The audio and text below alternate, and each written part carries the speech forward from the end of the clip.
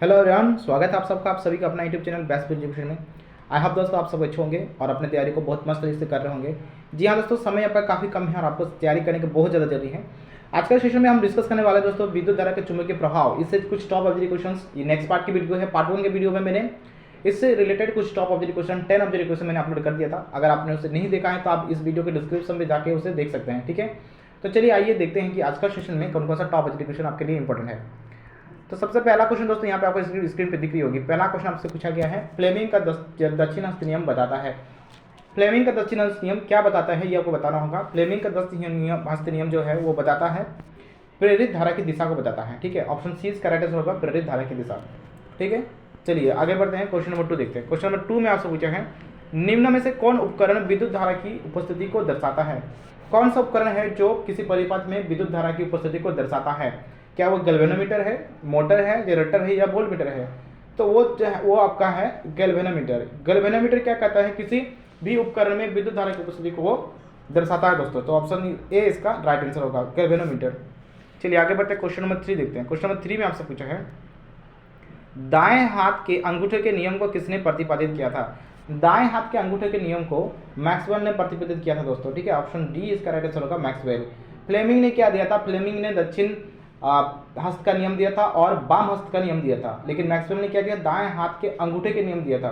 तो option D इसका right answer होगा। नेक्स्ट आगे बढ़ते हैं। क्वेश्चन नंबर देखते हैं 4। क्वेश्चन नंबर 4 में आपसे पूछा है, निम्न में कौन चुंबकीय पदार्थ नहीं है। लोहा, निकेल, पीतल, कोबाल्ट, इनमें से कौन सा पदार्थ है जो चुंबकीय पदार्थ नहीं है, ये आपको बताना होगा।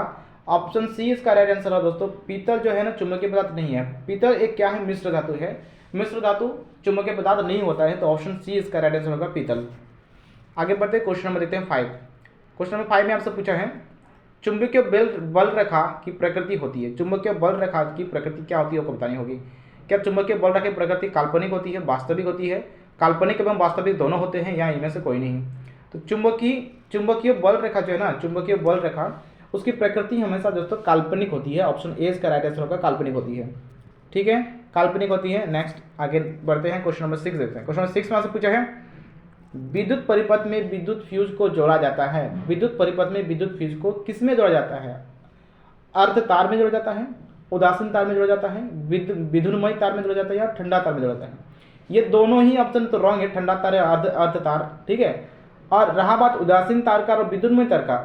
विद्युन्मय तार का मतलब होता है प्लस धनात्मक तार, जिसे हम लोग क्या कहते हैं, जिसे हम मेन तार के नाम से जानते हैं। ठीक है, आपको पता है एक जो वायर होता है, जो घर में हम यूज करने वाला वायर होता है, उसमें 2 तरह के तार होता है। एक होता है ब्लैक कलर का, एक होता है, एक होता है रेड कलर का। ठीक है, रेड कलर का जो होता है उसे हम मेन तार कहते हैं, और जो ब्लैक कलर का होता है उसे हम क्या कहते हैं, आर्थिंग कहते हैं। ठीक है, ब्लैक वाला का क्या कहते हैं, आर्थिंग कहते हैं, रेड वाला का हम मेन कहते हैं। तो जो फ्यूज है घर में, जो हम फ्यूज जोड़ते हैं तार में, वायर में, वो हमारा किस में जोड़ा जाता है, वो हमारा रहता है विद्युन्मय तार में। तो ऑप्शन सी इसका राइट आंसर होगा दोस्तों। ठीक है, ऑप्शन सी इसका राइट आंसर होगा, विद्युन्मय तार में फ्यूज को जोड़ा जाता है।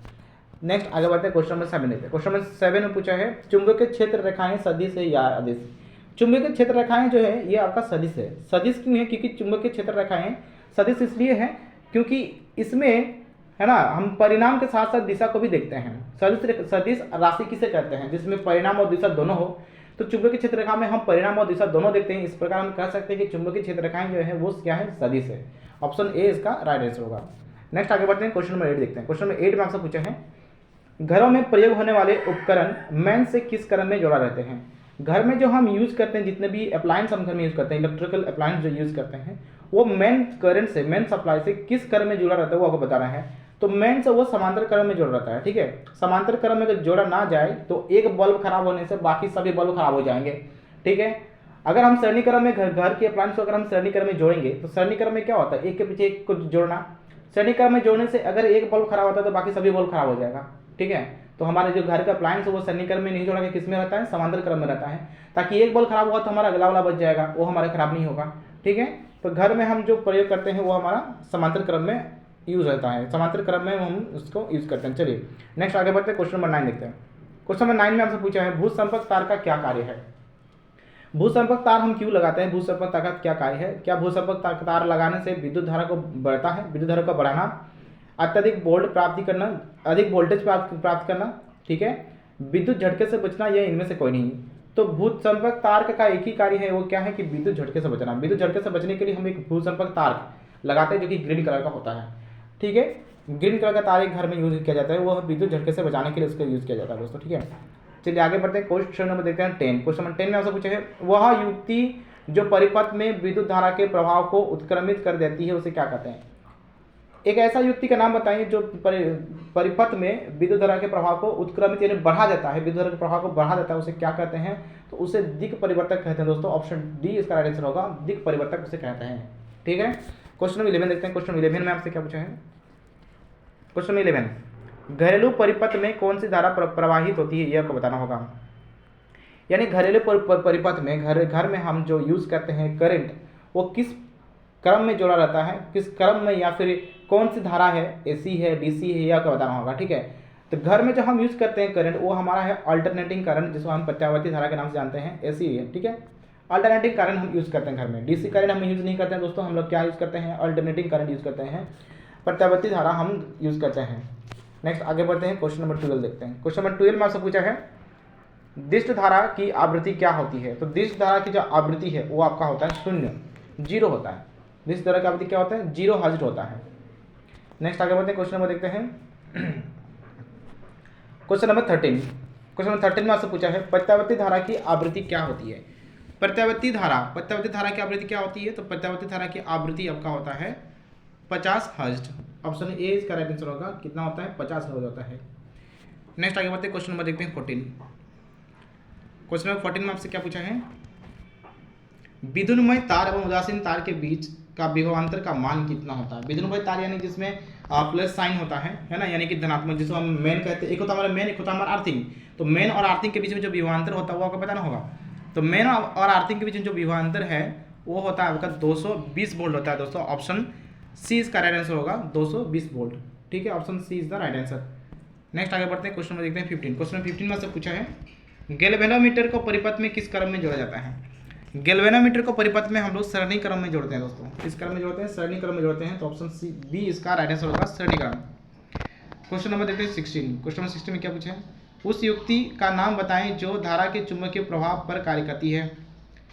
उस युक्ति का नाम बताएं जो धारा के चुंबकीय प्रभाव पे कार्य करती है। तो चुंबकीय प्रभाव पे जो कार्य करती है उस युक्ति का नाम है विद्युत मोटर, है ना। यहाँ पे 2 सवाल आपको पूछा जा सकता है, एक सवाल और बनेगा यहाँ बन सकता है कि विद्युत धारा के चुंबकीय प्रेरण पर कौन सा युक्ति काम करता है, और विद्युत धारा के चुंबकीय प्रभाव। अगर चुंबकीय प्रभाव की बात की जाएगी तो क्या होगा, विद्युत मोटर होगा। और चुंबकीय प्रेरण की बात की जाएगी तो क्या होगा, विद्युत जनित्र होगा, ठीक है। इसका भी सवाल आपको मिलेगा।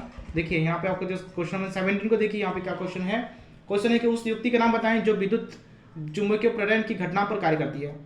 विद्युत चुंबकीय प्रेरण की घटना में जो काम करती है उसका नाम है विद्युत जनित्र, ठीक है। क्या नाम है उसका, विद्युत जनित्र। ऑप्शन बी इसका राइट आंसर होगा, ऑप्शन बी। नेक्स्ट आगे बढ़ते हैं, क्वेश्चन नंबर 18 देखते हैं। क्वेश्चन नंबर 18 में से पूछा है, उस नियम का नाम लिखिए जिससे किसी चालक में प्रेरित धारा की दिशा ज्ञात की जाती है। तो किसी चालक में प्रेरित धारा की दिशा किस नियम से ज्ञात की जाती है, वो है आपका फ्लेमिंग का दक्षिण हस्त नियम। फ्लेमिंग का दक्षिण हस्त नियम में हम किसी चालक के धारा की दिशा को ज्ञात करते हैं दोस्तों। ऑप्शन बी इसका राइट आंसर होगा। नेक्स्ट आगे बढ़ते हैं, क्वेश्चन नंबर 19 देखते हैं। क्वेश्चन 19 में आपसे पूछा है, साइकिल में किस प्रकार के डायनेमो का उपयोग किया जाता है। तो साइकिल में दोस्तों आपका प्रत्यावर्ती धारा डायनेमो यूज किया जाता है, जैसे हम कहते हैं कि alternating current. Alternating current AC dynamo जिसे हम बोलते हैं, एसी डायनेमो, प्रत्यावर्ती धारा डायनेमो यूज किया जाता है साइकिल में। नेक्स्ट आगे बढ़ते हैं, क्वेश्चन नंबर 20 देखते हैं। क्वेश्चन नंबर 20 में आपसे पूछा है, घरेलू परिपथ में अतिवाहन, सॉरी दोस्तों यहाँ पे अतिवाहन नहीं होगा, यहाँ पे अतिवाहन की जगह पे हमारा होना चाहिए था अतिभारण, ठीक है। ये बाय मिस्टेकली हमारा टाइपिंग का गलत हो गया है, यहाँ पे अतिभारण होना चाहिए था। अतिभारण मतलब जिसे हम ओवरलोडिंग कहते हैं, ठीक है। अतिभारण, यहाँ पे अतिभारण का वर्ड आता। घरेलू परिपथ में अतिभारण तथा लघुपथन से बचने के लिए क्या उपाय किया जाता है। उपाय क्या किया जाता है, अतिभारण यानी कि ओवरलोडिंग और शॉर्ट सर्किट से बचने के लिए क्या करते हैं हम, शॉर्ट सर्किट और उससे लिए हम बचने के लिए क्या करते हैं दोस्तों, हम लोग करते हैं फ्यूज का तार लगाते हैं। क्या लगाते हैं, फ्यूज तार लगा जाता है। फ्यूज हम लोग घर में क्यों यूज करते हैं दोस्तों, फ्यूज का काम क्या है, फ्यूज का काम है करंट को पास होने से रोकना।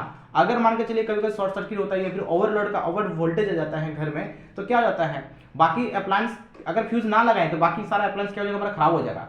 उन बाकी इलेक्ट्रॉनिक अप्लायंस को बचाने के लिए क्या करते हैं, घर में हम एक फ्यूज लगा देते हैं। वो फ्यूज क्या करता है, उस करंट को वहां से कट कर देता है। जैसे करंट वहां से कट हो जाता है, बाकी अप्लायंस को करंट पहुंचता ही नहीं है, इससे बाकी अप्लायंस हमारा बच जाता है, ठीक है।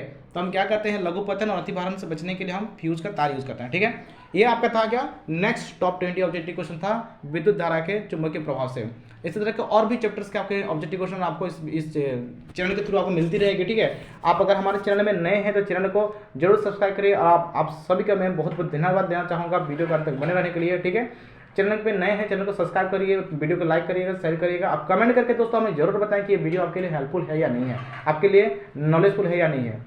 और एक जरूरी बात बताना चाहूँगा दोस्तों कि अगर आप इस वीडियो को पीडीएफ चाहते हैं, पीडीएफ से आपको क्या होने वाला है, कंटेंट आपका तैयार होने वाला है।